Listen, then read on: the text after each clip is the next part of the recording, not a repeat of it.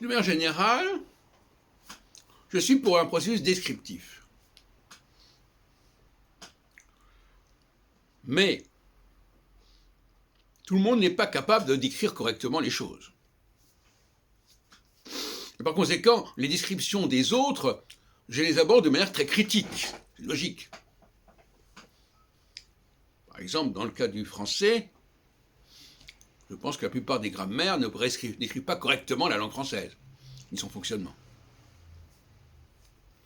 Le problème avec la description, qu'elle soit juridique, linguistique, etc.,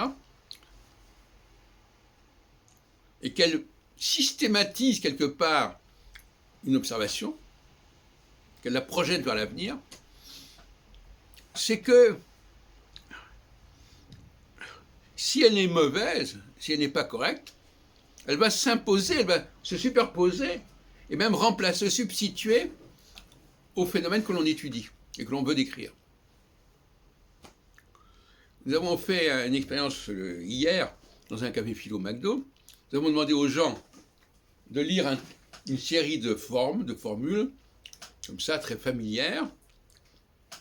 Et nous avons vu comment ils lisaient ces textes. Et ils lisaient très mal.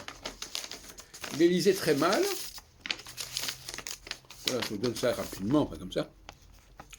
Parce que ils les annonnaient. Ils les annonnaient en marquant les syllabes, etc. Et c'est comme ça qu'on a appris à lire le français. À lire, pas à le lire, à lire les textes, mais à le lire à voix haute, parce que c'est pas pareil. Par exemple, je vais te dire ce que tu es. Il disait comme ça. Il est évident qu'on ne doit pas dire ça comme ça. On doit dire, je vais te dire ce que tu es. Bon. Alors, ils s'appliquaient les deux, là, Christophe et Mousse. Ah là là là là là. Hein, ouais, ce que tu peux me fatiguer. Là, au lieu de dire, ce que tu peux me fatiguer. Ils n'ont pas le réflexe de dire, voilà, c'est écrit comme ça, mais je vais rebondir vers la pratique normale de la langue.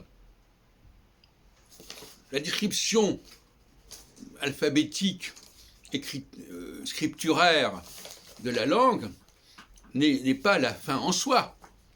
La fin en soi, c'est de savoir ce que l'autre dit, et il l'a dit en écrivant.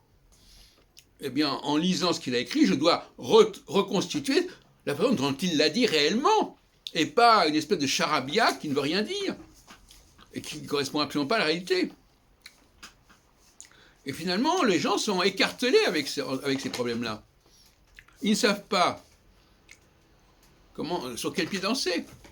Ils ne savent pas s'il faut parler normalement, comme ils le font, ou bien s'il faut lire comme c'est écrit. Alors, comme c'est écrit, c'est une façon de parler complètement idiote. C'est-à-dire quoi, comme c'est écrit? Ça ne veut rien dire comme c'est écrit. Parce que c'est écrit, il faut savoir le lire. Donc, quand c'est écrit, ça ne veut rien dire. C'est intéressant, d'ailleurs, au niveau astrologique, ça. Un texte écrit ne veut rien dire parce qu'on ne sait pas le prononcer tant qu'on n'a pas le code de prononciation. Et le code de prononciation, sans le code de prononciation, le texte est illisible et inaudible, à la limite.